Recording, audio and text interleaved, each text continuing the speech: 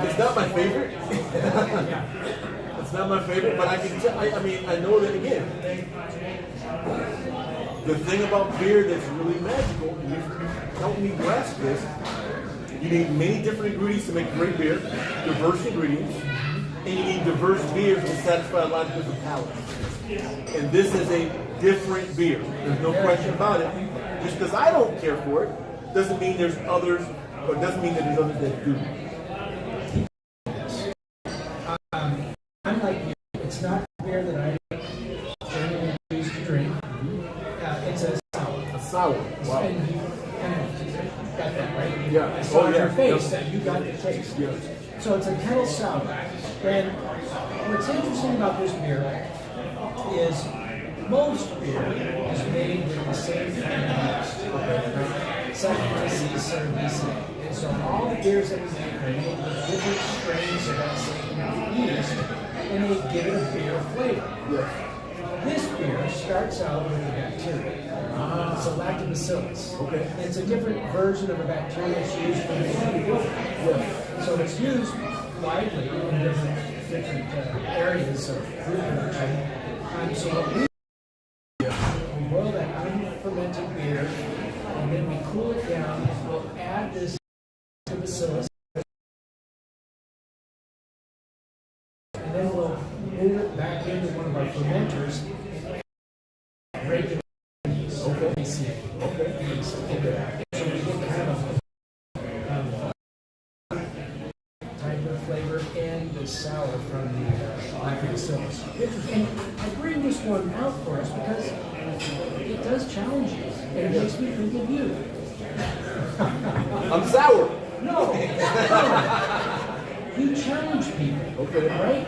And if you don't get out of your comfort zone, you force people to get out of their comfort zones, right? And that's when we learn. Yes. And so this beer forces us out of our comfort zone, and it's an opportunity to learn. So I think it's educational. That's And fantastic. it's helpful. That's great. And it's wonderful how you take a bacteria that, again, most people would think anytime you hear bacteria is bad, they forget that bacteria is used to make some of the greatest cheeses that people love, and greatest yogurts people love, and to make some type of beer. So that's awesome. What term do you use? What is the term you said for the yeast? That's the term for the yeast. Saccharomyces. Cerveza. Oh, Saccharomyces cerevisiae. Cerveza, right? That's where I was going.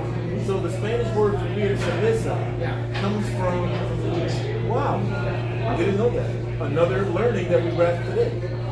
So fantastic. Thank you. All right. I think we're ready for our last beer. And well, I got one more. One more quick question. You talked about the Enki logo. You talked about the history of beer in terms of the first recipe came from the Sumerians. They're credited with brewing beer. But just curious, I did trivia last week. Did you know that there are, I think it was 3 ancient civilizations who used beer as a medicine? Let's get medicated. Can you name them? The 3 ancient civilizations, I'm going to guess one of them is the Sumerians. Absolutely. Got that one. Yes. The Egyptians. Yes. And This is where people fell down. The Nubians. Yeah, you were right on point. The Nubians, for most people that don't know, Nubia is the ancient civilization that today makes up the countries of Sudan, Somalia, some parts of Ethiopia as well. And that group, again, called Nubia in ancient days, also prescribed beer for medicinal purposes. it's for your health. Absolutely. So, I'm going to take a little now. We're talking formation of civilization. Yes. All of these beginning civilizations, right? Yes. So in Sumeria, Yes. right? Which is where where Iraq is today, basically. Right. It's ancient Sumeria. It's Iraq. So the god Enki, the Sumerian god Enki, brought water down the Tigris and Euphrates rivers to the Fertile Crescent. Wow. Right? And that is where the grains started to grow. So we had the water, and the grains, and there was this magic in the air that they didn't know what it was then, but we now know it was yeast. It's all around us. So, like this sour beer, a lot of beer was fermented with natural fermentation, which was whatever microbe was around in that environment is what we made the beer out of. Kind of like the force. The force. Kind of like the force. Yeah. It's the force. So these people congregated, and the first thing they did was make beer. And that's what created civilization. So I think we got to give a little credit for Enki and I don't know who the Nubian guy was, but they had to have their same God to do the same thing. Sure, absolutely. We'll have to research that. I have to research that one. All right. We got another one. This is the last one. Is that right, Selma? It is. All right. So now this brings us to the end of our tasting journey. Yes. Let's do a toast. Cheers. Right.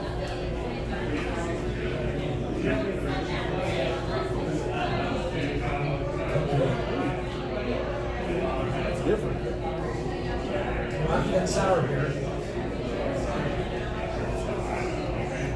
Almost tastes like I love nuts. And this almost has a nutty flavor. you a little nutty in there? A little nutty flavor. It's very easy to drink. Wow. I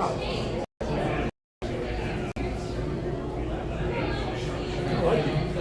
I like So it a lot. this is also almost tied with tail feather for our most popular beer. Okay. And I chose this beer for our tasting. It's called Victoria Gold. And I'll tell you why we made this beer. When we first opened up, we had a lot of people in this community that drank Coors Light, for example. And that was the extent of their adventure into beer. And we realized that it was different. It was just too far away from where they were accustomed. So this beer is about meeting people where they are. And you need to be able to do that to take them on a journey. Right? Because if you can't get close to them, you can't bring them to where you want them to go. And I think you know this from art, right? You've got to meet people at a place where you can approach them and have some meaningful discussion, as opposed to saying, here, drink this sour, this kind of sour, you're going to like it. Here's my sour. So Victoria Gold it's called a cream ale, and it's very approachable. It's very restrained with the hops. We add a little bit of color to it with some specialty malts, but nothing near like what we do with the cacao.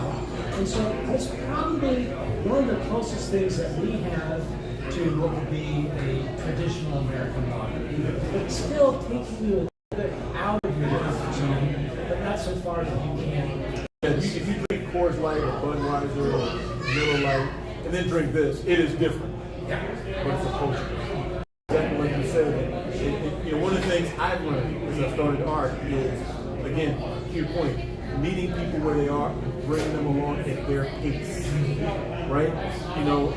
My man Jeremiah is in the office, in the house today. I don't know if Jeremiah's ever run a marathon, but he decided to run one. He just ran one, was it 2 weeks ago or a month, something like that? Not everybody can just go from never running a marathon to go run a marathon, right? Not everybody can do that.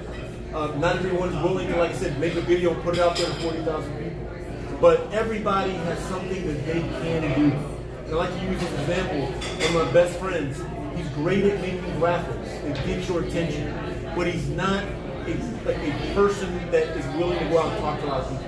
He's an introverted guy. And so to ask him to, go out there and try to convince people to do this and do that, it's just not in his DNA right now. But KE uses talents to help us do that. And so what he's done is say, you know what, I can make unique graphics to help everybody do that differently. That's meeting him where he is. Now as time goes on, he may develop the confidence to carry and talk to people himself. But right now, his view is I can work behind the scenes. You know what I mean? And so I just think that that's so important for the journey that we're on right now. Because we have other people who may have more nefarious views who are trying to recruit and bring others to the side of people by using, sort of this thing, no one's on your side, no one supports you, you can't fit in. And we're saying, no, we all fit in. It takes how many ingredients to make a good beer? Just 4. but they're very different. They're various versions, right? Various versions of different ingredients. So we're saying everyone can be a part of making a delicious beer. Everyone can be a part of making an organization like ARC and really accomplishing our vision, our mission. And so thank you for bringing that up, John. Awesome. So John, this has been incredible. The beers have been wonderful. Like I said, he's an awesome brewmaster. I can attest to it. And you're one of our most passionate, dedicated members of ARC, inspirational, as Selma said. I'm going to give you an opportunity to give whatever closing message you might have before I close out the show. Well, thank you for allowing me to be a part of this. Absolutely. I get enriched every time I'm with you. So this is one more example. I think back, and starting Enki was about building community. And it resulted in things that I never would have imagined. It resulted in you and I getting to know each other. It resulted in you helping me learn about aspects of racism that I was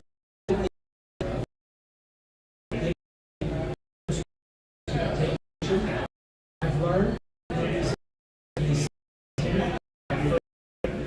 don't have nearly the negative impact, rejection, negative things going to happen. People are generally pretty receptive to ideas about things that make things better. And so when I think about Enki Brewing and ARC, it's about being better together, which is what our mission at Enki is all about. And so I was very happy to blend it together with ARC and say, hey, we are better together. And thank you for being a part of it. John, you're awesome. Thank you. Please give my work a round of applause. I want to thank long tradition. 4-year anniversary is pretty phenomenal. Starting off with Pint Night, which was awesome. Allowing me to do Trivia Night was fantastic. I had a lot of fun. I'm so sorry I missed that. It was great. The podcast tonight is great. And just so people know, John was the very first business owner to offer ARC a fundraising opportunity. We were only an organization that had been around maybe a couple of months at the time during the pandemic, and John did an ARC event right here. That's where this shirt comes from. This wasn't made for this event. This is 4 years old. 4 years old.